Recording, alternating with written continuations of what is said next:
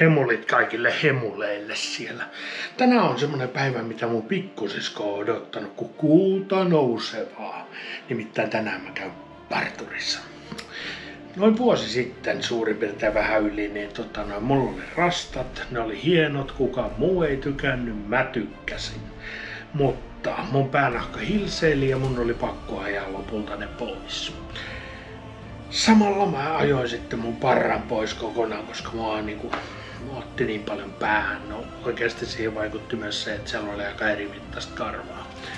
Mutta niin, parta on kasvanut tämmöisessä palttijärjellä 30 senttiä, hiukset tämmönen 20 senttiä, ne kihartuu ihanasti, mä olen girly girl, mutta niin, tänään mennään parturiin, katsotaan miten käy. Sen mä voin sanoa, että parrasta ei lähde paljon. Tai muuten tulee lyöminen, mä en halua riauhua. Mutta niin, katsotaan miten käy.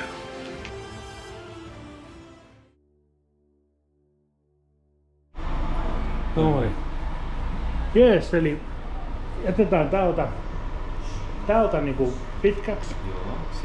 Joo, sillä lailla, että se voi kihartua välillä ja sit voi kammata tällä. Taksapäin. Joo. Sivut varmaan joku 3 milliä tai jotain semmoista. Ja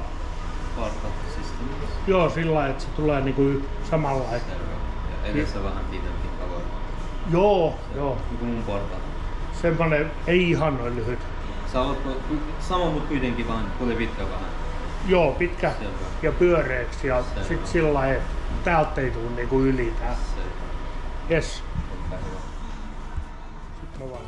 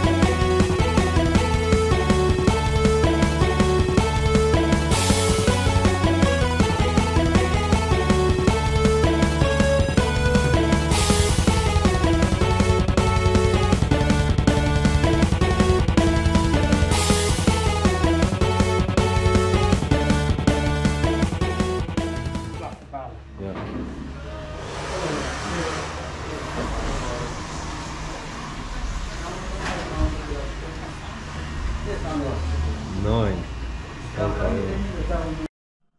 Heissui veisun heiluvilles. Parturissa käytiin ja nyt on sliipattu meininki. Niin, kundit osaa hommansa ja tää kaveri varsinkin, niin se on varsinainen maestro. Tosin on ne muutkin.